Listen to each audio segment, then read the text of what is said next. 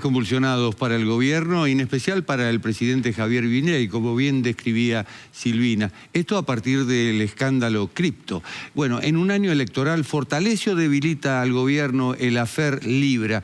Para hablar de este tema hemos convocado a la analista política Viviana Isasi, de la consultora Isasi Burton. Buenas noches. ¿Cómo les va? Muy buenas noches. Un saludo para todos los televidentes. Un placer, Viviana. ¿Cómo impacta esto tanto en el electorado como en el exterior?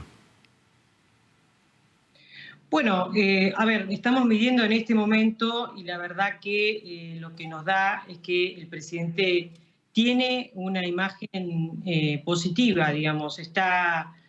Voy a poner un poquito la cámara porque creo que no me ven bien. No sé si tienen ahí un cuadro completo. Bueno. Ahí está bien. Sí, estamos ahí. Ahora un poquitito, ahí está perfecto. Yendo de una reunión. Lo que decía recién era que, bueno, que el presidente en este momento, me parece que el discurso que quiere dejar tiene que ver con el hecho de que, bueno, si la gente le cree o no le cree a Milei, ¿no? O sea, lo que se está discutiendo creo que tiene que ver con eso.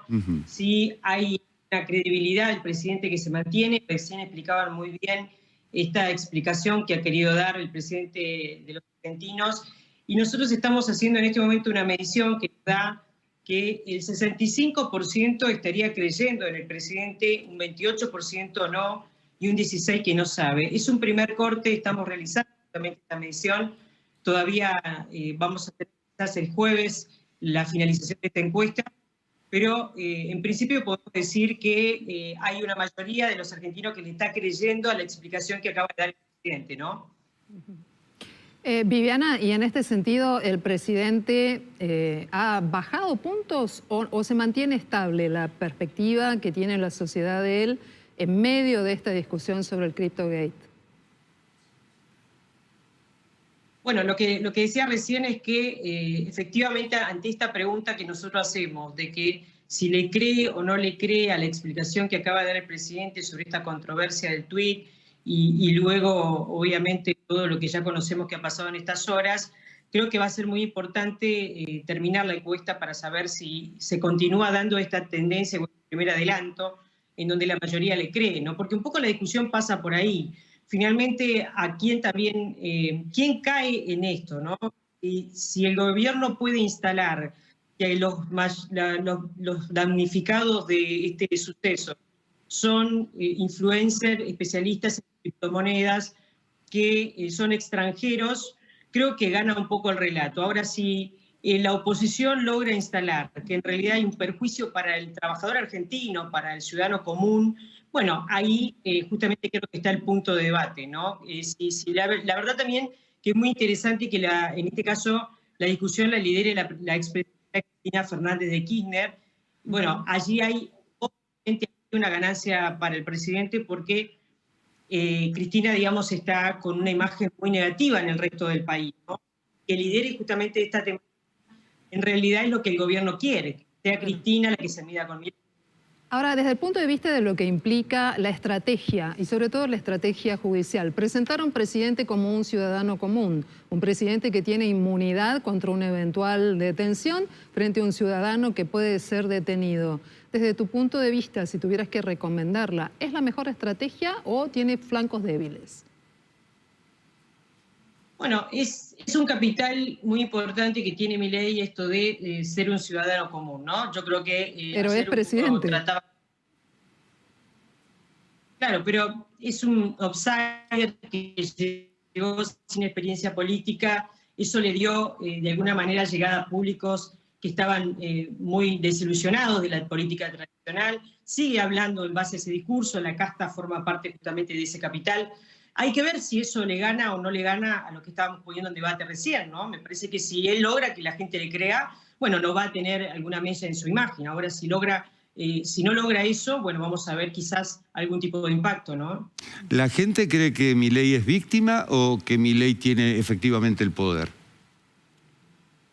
Bueno, esa pregunta no la efectuamos, pero me parece que aquí lo que también está debatiéndose es qué hay enfrente también de Milei, ¿no? ¿Quiénes son un poco los que le están cuestionando en realidad su liderazgo? Y recordemos que si bien esto le sirve a la oposición para unificarse, vuelvo a lo mismo, va a quedar como un discurso muy polarizado, ¿no? Si es Cristina la que lidera el discurso de oposición, va a ser un fanatismo respecto de lo que diga Cristina. Hoy se presentó con un tuit muy beligerante, con una narrativa distinta de lo último que había presentado Cristina, como una política rasa, queriendo ser justamente la referente de la oposición, ¿no? O sea, hay que ver, Milei presenta nuevamente un perfil de un político nuevo, recién llegado, con poca expertise en lo que tiene que ver con los manejos de la comunicación política, y hay que ver si eso no es más importante para el ciudadano promedio de la Argentina de hoy que lo que esgrime de alguna manera Cristina. Viviana, te pedimos que por favor te quedes junto a nosotros porque vamos a incorporar a esta conversación a Hugo Lescano, porque los errores no forzados del presidente en sus formas de comunicar a partir del tuit que el viernes se publicó en la red social sobre la criptomoneda Libra, y además la intromisión de Santiago Caputo al ponerle freno a una entrevista, con todo lo que esto implica, han generado muchas reacciones. Las políticas las estamos analizando con Viviana Isasi.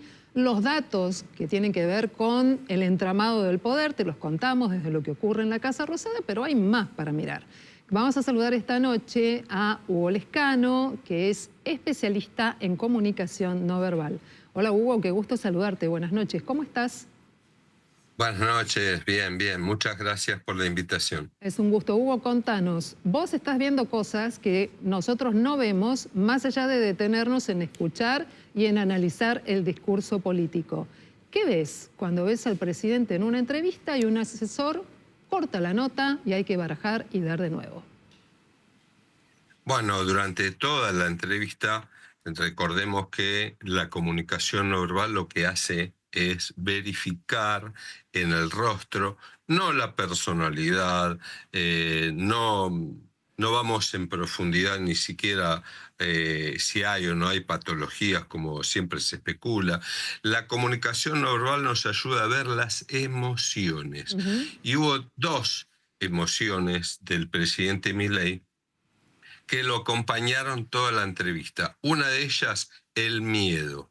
Me resultó muy curioso ver la unidad de acción número 20, que es una sonrisa horizontal. La única vez que le vi esa sonrisa tan marcada al presidente Milei fue en los debates presidenciales, cuando tenía esa confrontación con Sergio Massa, que le preguntaba si sabía de qué se trataba tal o cual cosa, y él sonreía y decía, a ver, decime vos. Se vio esa sonrisa repetidamente, por lo cual, más allá de que es un espacio en el que él era el anfitrión, porque no era un estudio de televisión, me llamó mucho la atención que la emoción del miedo lo acompañara tan categóricamente. También van a ver ustedes que él eleva los párpados, se llama unidad de acción número 5. Él generalmente eleva las cejas, ¿sí? Pero en muchas oportunidades se lo vio elevando los párpados sin elevar las cejas, que es un comportamiento codificado por el sistema de codificación de acción facial, que en la especie humana, también en otros mamíferos, refleja el miedo. O sea que hay una emoción ahí que lo estuvo complicando. Es evidente que él no se sentía cómodo con la entrevista. Hugo, ¿qué significa? Vi una imagen de perfil de ambos, las piernas cruzadas debajo de los sillones, una postura muy rígida y las piernas cruzadas. Bueno, si detienen la imagen un poquito antes, justo cuando recién posicionan, antes que esto que se ven las piernas, van a ver algo muy curioso. Las piernas de Jonathan Viale están una detrás de la otra, como si la persona estuviese corriendo. Es muy difícil sentarse, ahí lo ven, claramente esa posición, prácticamente si ustedes a esa altura la intentan con un sillón de esas características, al tiempo la pantorrilla izquierda se va a tensar o a calambrar. Una pierna debajo, en esa posición detrás y otra adelante, no es común a menos que la persona que está con esa posición sienta el estímulo cerebral que le dice vayámonos de acá en cuanto podamos. Jonathan Viale también lo pasó muy mal en la entrevista y fíjense ustedes las piernas del presidente, que en realidad todas las posturas reflejan pequeñas intenciones emocionales. Los pies van debajo de la silla, uno sobre el otro, cuando tenemos cierta reserva, cierta inclusive desconfianza. Esa es una postura muy común en las entrevistas de trabajo. Cuando la persona se siente segura emocionalmente, coloca en 90 grados los dos pies, con la planta de los pies en ambos casos tocando el suelo. Hay un dato no menor, que Milei se sienta siempre en el borde de la silla. Él explicó en su momento que tiene un problema en la columna. Cuando hacemos peritajes judiciales, como me ha tocado en algunas causas, como el caso Belsunce y otros, pedimos la historia clínica para verificar si esa postura refiere a algo fisiológico. No tenemos por qué dudar de lo que dice el presidente, sin embargo, la ciencia del comportamiento humano siempre intenta buscar un poco más. Hemos hecho consultas con médicos, traumatólogos, que me han dicho cualquiera de las patologías más comunes de la columna, si la tuviéramos, nos sentimos mucho mejor con la espalda apoyada en el respaldo. Podría ser que el presidente sienta alivio de otra manera. Si no fuera fisiológico, estamos entonces sí ante una persona que se sienta en el borde. Lo hace Susana Jiménez en algunas entrevistas difíciles, cuando no se siente bien explicando o compartiendo algo con los entrevistadores. Hugo, quiero preguntarle a Viviana Isasi, ¿a qué le puede tener miedo Javier Milei en el desarrollo de una entrevista que venía con un clima de tranquilidad, en un ida y vuelta con dos personas que se conocen desde hace mucho tiempo, que hablan en on, que hablan en off? ¿Miedo a qué? ¿A no ser creíble? ¿Miedo a fallar en el discurso? ¿Qué te parece a vos? Bueno, yo creo que efectivamente, como estábamos diciendo recién, esto, por un lado, lo que se está poniendo acá en consideración es que si el argentino va a terminar creyendo en la palabra del presidente o no, ¿no? Y por otra parte, lo que seguimos viendo en la entrevista de ayer es un Milei distinto. O sea, Milei se presenta totalmente directa, o sea, totalmente natural, totalmente sin coacheo, porque justamente es su marca. Si no se desperfilaría, si Milei estaría meticulosamente midiendo cómo gesticular, cómo sentarse, cómo aprender todas las que son las técnicas de la comunicación visual, dejaría de ser justamente Milei que lo llevó a la presidencia. O sea, yo creo que la autenticidad que tiene este presidente es una gran característica y sigue teniendo absolutamente atención. Así que si él manifiesta miedo, inseguridad, desconformidad, eso forma parte de la vida. Y lo que está tratando de justamente comunicar es eso, que no es un presidente cooptado por las líneas de la comunicación audiovisual, sino que es un presidente totalmente transparente, ¿no? Yo creo que ese fue el mensaje que él fue a dar. Ahora, es muy interesante observar esto, Viviana, porque los últimos mensajes y las últimas entrevistas que daba el presidente de la Nación tenían un tono rupturista, muy elevado, muy confrontativo, de quién maneja la guillotina, las acciones, el poder y la política, y fue muy distinto de lo que vimos anoche. ¿Cuál de los dos es Javier Milei? Me parece que sigue teniendo el mismo perfil, ¿no? O sea, él se presenta como digo, lo decían ustedes en el editorial, un ciudadano común que toma un trabajo, que tiene un objetivo para cumplir, que comete errores y culpas, y que, bueno, y que se muestra totalmente transparente ante la ciudadanía, que toma precauciones a partir de algunos errores, porque dijo que va a poner barreras, pero al contrario, yo creo que eso puede llegar a ser importante para su propio electorado, que cree absolutamente en esta información.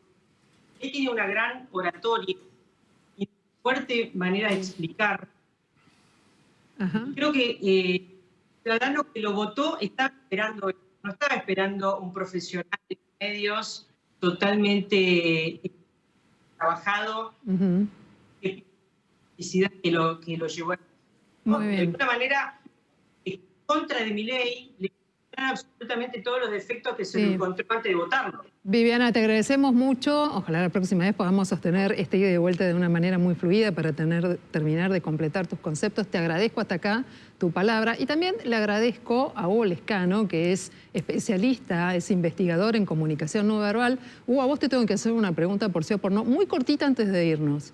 ¿Le creíste al Sí, claro. presidente cuando dijo, yo no tengo ninguna intencionalidad, no tengo nada que ver, lo mío fue de buena fe? ¿Le creíste sí o no, de acuerdo a sus gestos? Creo que hay un indicador que hace que se ponga en duda esa respuesta y la respuesta en el momento que él dice que este proyecto de Libra era para fondear empresas. El paralenguaje de él se modifica, la voz se aflauta. Se llama baby talk, es un fenómeno que nuestro cerebro activa cada vez que queremos decir algo de lo que no estamos convencidos. Atención, porque le puede pasar en casa que llega tu pareja y le preguntas por qué llegas tarde, y si te puede decir, mira, había mucho tráfico, pero también puede decir, había un tráfico, no sabes lo que era. Si la voz se va hacia arriba de una manera que no suele suceder, habría que tomar todos los recaudos. Muy bien. Yo prendí mis luces de alerta. Ajá.